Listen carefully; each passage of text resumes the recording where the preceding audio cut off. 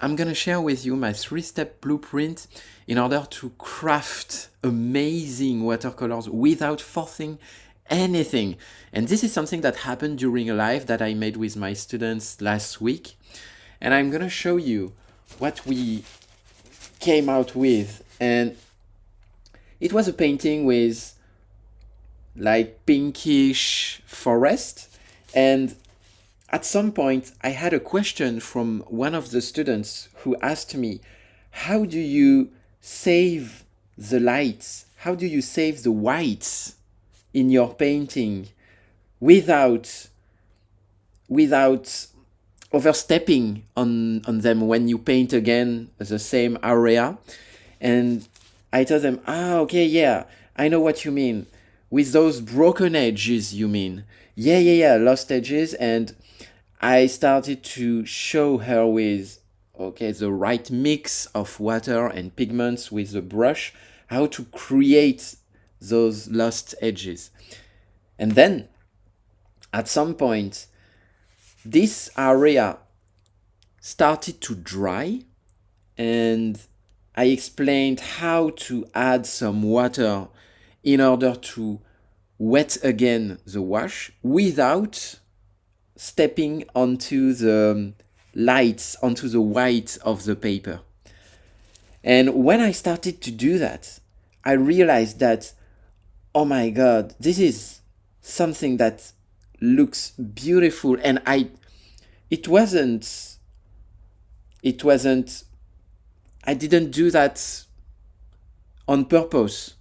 I did it just to demonstrate, just to show my point. And when I did that, I realized that, wow, it looks like a little forest here, and here it's like a roof, and here it's like a chimney.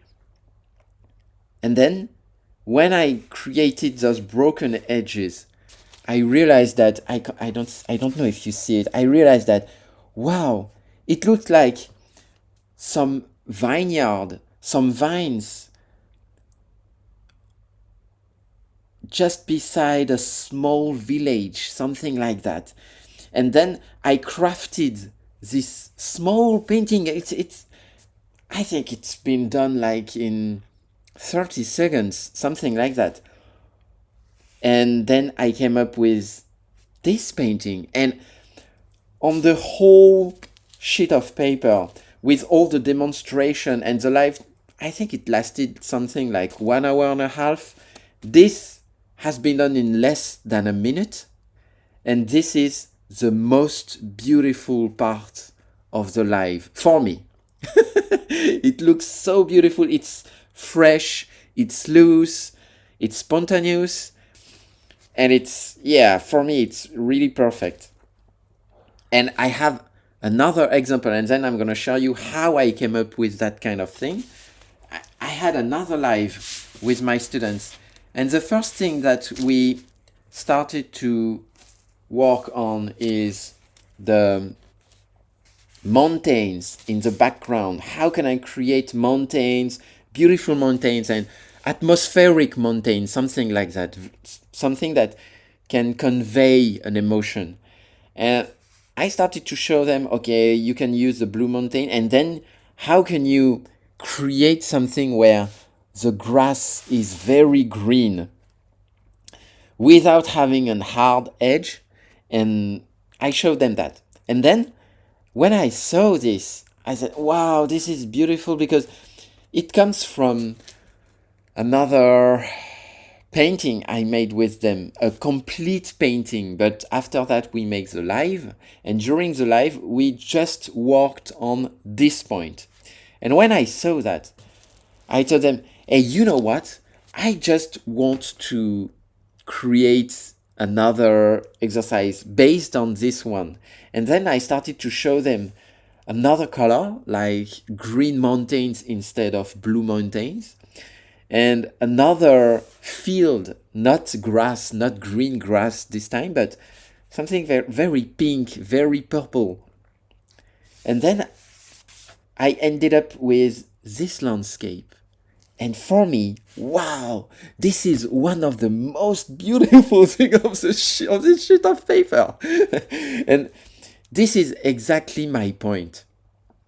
How can you craft amazing? And for me, this is amazing because it's like a gift from the heaven. It's like a gift from watercolor. How can you craft beautiful watercolor paintings without forcing anything?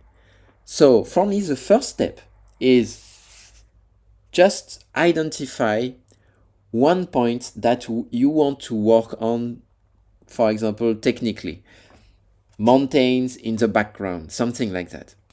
Okay, you start working on it. And then you come up with 1, 2, 3, 4 outcomes. 1, 2, 3, 4 paintings, 1, 2, 3, 4 exercises. And when you look at them, second step is ask yourself, okay, what emerges from those paintings, from those small paintings? What do I want to test? What do I want to explore? And this was the same thing here. You can see, first, I just selected an exercises, so one exercise that comes from a student's questions. How can you leave the white without stepping on them? Okay, this was the exercise for me. And when I started to make this exercise, I saw, wow, it looks like a small village with, maybe I could even add a church or something like that, with some vineyard. Wow, okay, this is the second step.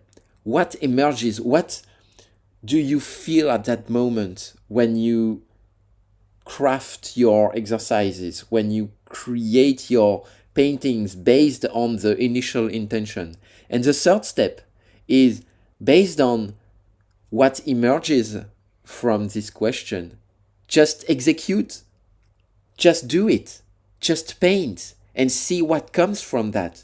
And at first, I just did the left part of this painting. And when I saw that, wow, it looks like a small town or something like that, I created the chimney, I created the roofs, I created the vineyards in perspective and so on. And then I ended with a completely original painting without forcing anything. And this is the third step. You can state some bold claim in the second step. Okay, I just want to test the mountains in the background, but with pinkish, with a pinkish foreground. Let's test it. Let's test it. Do it. Because we are so afraid of doing something that is ugly, that is bad, that we don't even give ourselves a chance to succeed. And this is something that, yeah, it's like a revelation for me. When I'm in life, and this is when I have the best energy in me, I just want to explore with my students. I just want to grow with them. I'm not, yeah, so of course I can teach them something. I can teach them how to craft mountains in the background, but this painting is not even the color of the original painting. I'm gonna show you the original painting. It's something that is completely different. It's a view of a Vietnam landscape, and you will see that it has, yeah, it's this one, and it's on a bigger scale, and you can see that the mountains in the background, they are not blue at all. They are not blue, they are not green. Yeah, it's a little bit greenish, but it's gray basically. And this is something, it's a color that I love, but during the exercises I made with my students, I told them, hey, you know what? We can test another color. You know what? We can test a very pinkish thing, some saturated color, whatever emerges from those small exercises. Because before I was so stuck into, okay, I have to do exercise number 1, exercise number 2, like an online training. with a very clear pathway, very clear milestones. You have to achieve this, you have to achieve that in terms of color mixing, in terms of, I don't know, water and pigment mixing, whatever. And I was so stuck onto that pathway that I didn't allow myself to go out to explore something more. And it's exactly the same in my life. I used to, okay, I'm gonna do the job of an employee for 15 years without questioning anything. But in the end, I ended up being depressed. And I think one of the best things that we can do to ourselves is, okay, first, of course, follow a pathway in order to put yourself on some rail, but then let something emerge. Let your desires emerge. And then, this is the second step, let them emerge, because we force ourselves into a pathway that is not ours. And in order to craft our own pathway, we have to let it emerge. And then be bold enough, be brave enough in order to explore this new pathway. And sometimes it will end up with nothing. And you can have the feeling that you had wasted your time. But actually not. It's, on the contrary, it's one of the best opportunity to see that this pathway, okay, it's not mine either, but at least I tried. So this is my 3-step blueprint in order to create gorgeous watercolor, unexpected watercolors that you are proud of, because it comes from you. It really comes from you. It doesn't come from this other artist, this other tutorial, this other step-by-step demonstration. It comes from you. So I hope that this video was helpful. If you want to follow me more closely, click on the link in the description below, and see you next time.